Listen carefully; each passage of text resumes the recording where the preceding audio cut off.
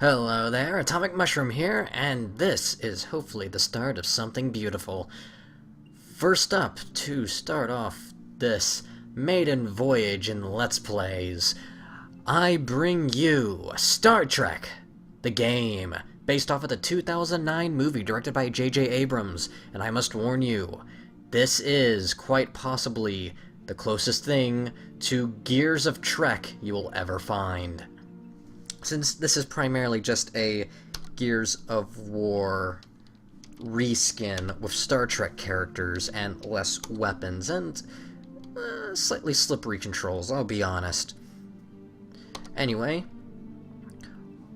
we'll start this off by picking either Kirk or Spock. I'm gonna go with Kirk because it just makes more sense to order Spock to hack things. Quite honestly. Or, you know what? No, I'm not gonna do that. I'm just gonna go with Spock. So, I will go ahead and hit space right there. Then I'm going to play offline. Now, here's the ground rules. I do not talk during cutscenes, but I will talk over people who are talking during gameplay. Just so you know. Now, this is off to a great start. I mean, just look at this. Explosions everywhere. Something most definitely un-Star Trek-like. At least, I like to think so.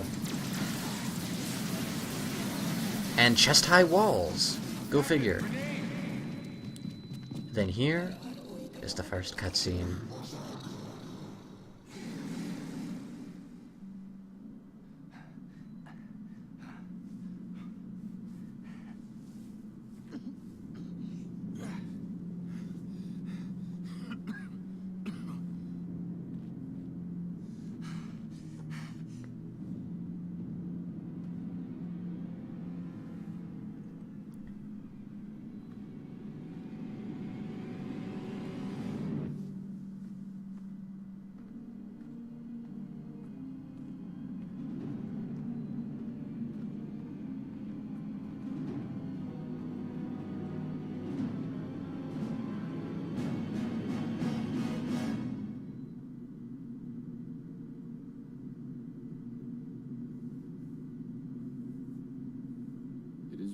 Captain.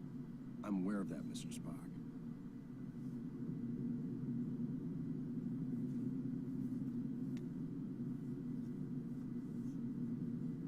Damn it! Your choice was valid, Captain, but highly predictable. Predictable? Since when have I ever been predictable? That is precisely why the move was predictable, Captain. Captain, we have received an emergency signal from a nearby space station. Please report to the bridge at once. Shall we finish the game later, or do you concede defeat? You should know me better than that by now, Spock. I never concede.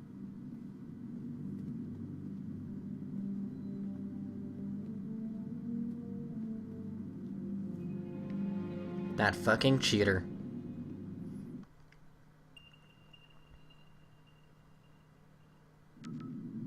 Okay, to those of you familiar with Two Best Friends Play, you will already know about this little gem right here.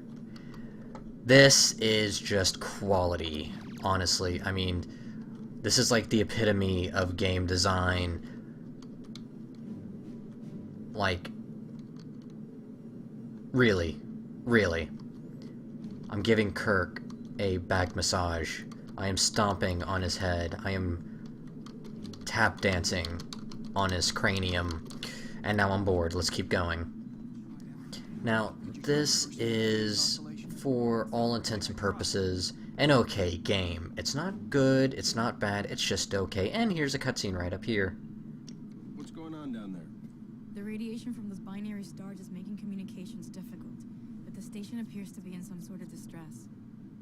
Check off readings. They're operating on emergency power and are struggling to maintain altitude. Cause? Unknown, sir. Captain, they have issued a request for immediate evacuation. Then let's help them out. Mr. Scott, prepare transporters. I wouldn't recommend it, sir. Those stars are giving off too much interference. Unless we achieve manual lock, we might fry those little guys. get him out the old-fashioned way. Prepare my shuttle, meet me in the bay. Aye, aye, sir. Captain, in spite of your seemingly endless desire to stretch your legs, I must remind you that you are still a Starfleet captain. This is clearly a job that Mr. Scott and a few ensigns could handle. But then I'd miss all the fun. Sir, the more prudent choice would be to stay on the Enterprise and wait for a response to our hails. Oh, you're right. Lieutenant Uhura, any response to our hails? None, sir. No? Looks like I'm going. Just that look he gives them. That "you motherfucker" look.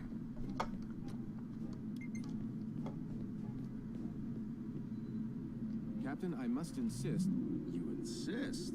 You know what, Mr. Spock? A change of scenery might do you some good, Captain. You come with me? Okay, so here, Scotty, I'm just gonna run right past him because, honestly, yeah, it's Simon Pegg. Blah, blah, blah. Don't worry, Scotty. We'll be fine.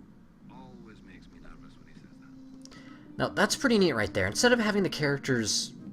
Instead of, like, giving the characters just omnipresent voices, if you get too far away from them while they're speaking, they come up on the comm. That's interesting that they do that. It's those little details that keep me going. So, let's go ahead and get this all started. Enterprise shuttle, confirming approach at 5x6. Maintain minimal safe distance. Affirmative, Enterprise. I'm picking up high levels of radiation from 2 binary stars. The whole space station would have been fried by those 2 stars by now. What the hell are they doing out there? Captain, the station appears to be outfitted with solar collectors, but they are unlike any I have ever encountered.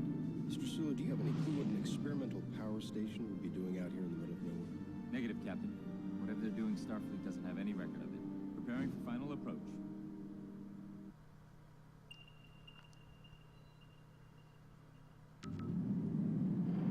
Keep the engine running, Mr. Sulu. I don't think we plan on staying on that thing for too long. Aye, Captain.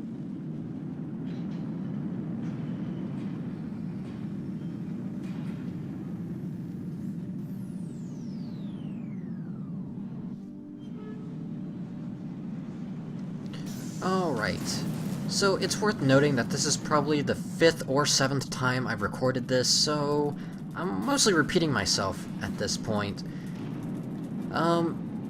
Now, I've noticed that there's just this Vulcan who's sitting here in the decontamination room, and this guy's a trooper. Seriously, he's doing this shit while the whole ship is just blowing up, like, all around, and yeah, that's, it's pretty ballsy. Even for a Vulcan. Speaking of Vulcans, this Vulcan officer up here, he's just 2 days from retirement. Officer, where is the captain of this station? This way. You must hurry. Oh no! We totally did not see that death coming. Okay, let's keep moving. Is this the fun you were afraid you were going to miss, Captain? So, this is actually a pretty fun game, all things considered. If you just want to kill some time, this is the perfect game. Like, if you like the movies and such, I mean, they're a great way to get rid of Trek fever, especially J.J. Abrams' Trek fever. Now, if you have like legit Trek fever, I highly recommend just going on Netflix and watching just the entirety of Star Trek. Good messages in there, mind you. Oh no, we have to pry open this door which we can easily slip through.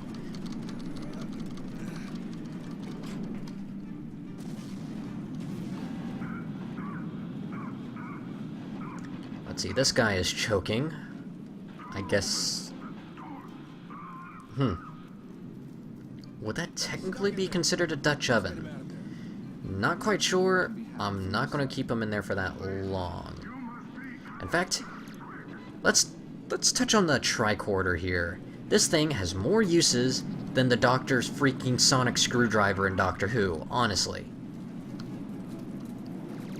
It unlocks doors, it hacks stuff, it scans stuff, it tells you where you're going, it brings up this neat interface-looking thing, and most importantly, it tells you exactly where Kirk is. Or if you're Kirk, it tells you exactly where Spock is. And now, time for the hacking segments. With fewer than 10,000 Vulcans remaining. Let's see. Now, the whole point of this game is we're supposed to match these two frequencies together. When I first saw this, I could not for the life of me figure it out, because I did not know we were able to move a cursor with the mouse. So, they did a very good job at explaining that, but I figured it out eventually.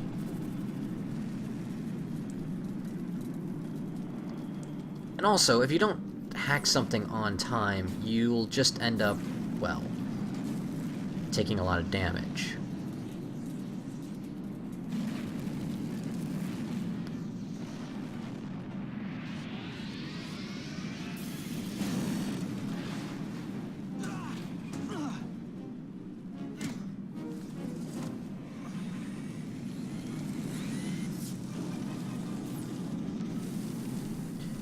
And now,